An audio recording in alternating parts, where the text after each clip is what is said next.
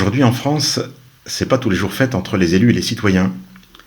Les gilets jaunes, les infirmières en révolte, les citoyens de Salans qui ont rejeté un projet municipal de supermarché avant de faire tomber le maire, tous ces soubresauts sont le signe d'une demande très claire.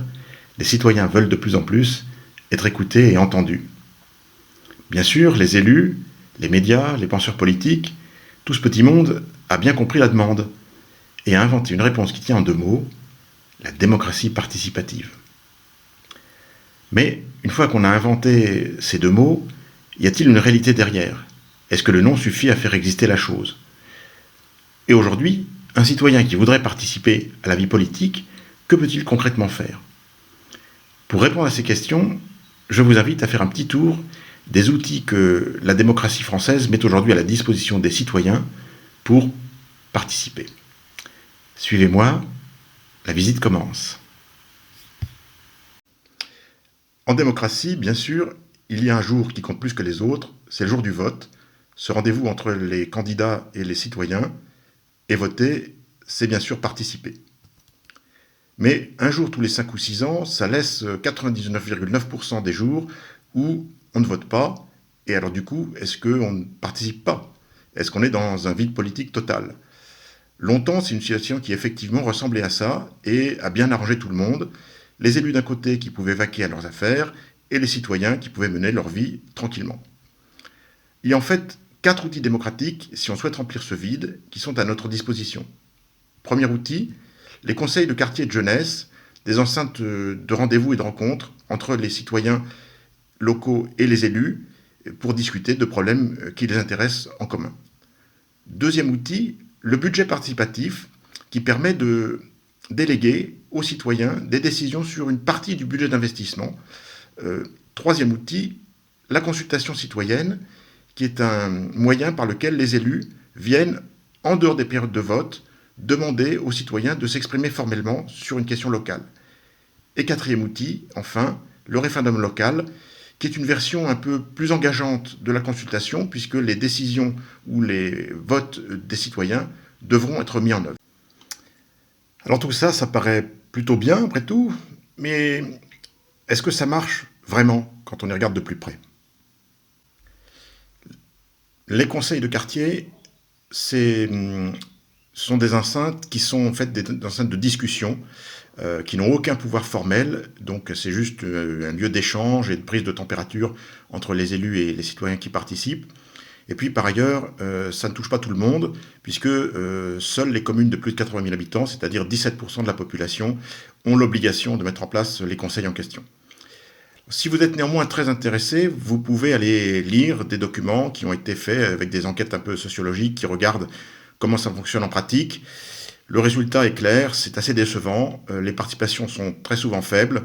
Ce sont des objets qui sont un peu intermédiaires entre les associations de quartier qui existaient déjà avant et les conseils municipaux.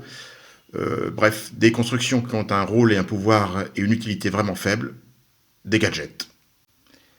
Le budget participatif, c'est une autre histoire. Ça consiste donc à donner aux citoyens localement la possibilité de choisir des projets dans lesquels une partie de l'argent d'investissement va être dépensée chaque année. C'est une tendance qui est en très forte croissance en France et dans le monde aussi, comme on le voit ici. C'est une possibilité qui est offerte à toutes les collectivités locales, communes ou départements ou groupements de communes. Ça monte, et non seulement ça monte, mais en plus, effectivement, il y a de la participation, au moins dans certains endroits. Le Gers, par exemple, est en tête de classement avec 25% des citoyens du Gers qui votent ou qui ont voté en 2019 sur le budget en question, et 10% à Paris pour des montants qui sont quand même de l'ordre de 100 millions et qui vont départager quelques milliers de projets. Il y avait plus de 2000 projets à Paris en 2019. Donc, globalement, on peut dire un outil qui a l'air de fonctionner et qui implique effectivement les citoyens. Troisième outil, la consultation citoyenne, qui est la possibilité donnée soit aux autorités, soit aux électeurs de demander à ce qu'un vote soit organisé sur une question locale. La possibilité est donnée aux citoyens, donc ça pourrait paraître bien, mais dans la réalité, il faut au moins 20% des électeurs inscrits, ce qui est en pratique complètement inaccessible. Et de toute manière, l'enjeu est faible puisque la main n'est pas donnée vraiment aux citoyens. S'il y a un vote qui donne un avis sur une question, c'est consultatif et le conseil local, municipal ou de communauté de communes peut faire ce qu'il veut. Du coup, c'est tellement en fait peu intéressant qu'on trouve pratiquement aucun exemple de cas où ça a été utilisé pour montrer à quel point ça peut être un bon outil de démocratie participative. Enfin, dernier outil, le référendum local, qui est plus contraignant, puisque s'il y a vote ici et que les citoyens décident quelque chose, ça doit être fait. Par contre, du coup, on ne va quand même pas laisser la main aux citoyens complètement, et c'est à l'initiative exclusive des autorités. Et il faut 50% de participation au moins, ce qui est, je le rappelle, plus que les taux de participation qu'il y a eu dans beaucoup de cas pour l'élection des maires aux dernières élections municipales. On a donc protégé et construit des barrières pour que cet outil-là soit quand même fortement sous contrôle des élus. Alors il y a quand même quelques exemples, hein, en voilà quelques-uns ici. En rouge, c'est ceux qui ont été finalement barrés parce que le Conseil constitutionnel a considéré que c'était hors la loi. Et en bleu, barrés en bleu, les cas où les citoyens ont voté contre.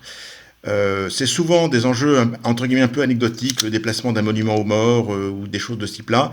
Deux enjeux un peu considérables. À Beauvais, les citoyens ont rejeté l'usage d'armes pour la police municipale, et à Nérac, ils ont refusé la mise en place de vidéosurveillance.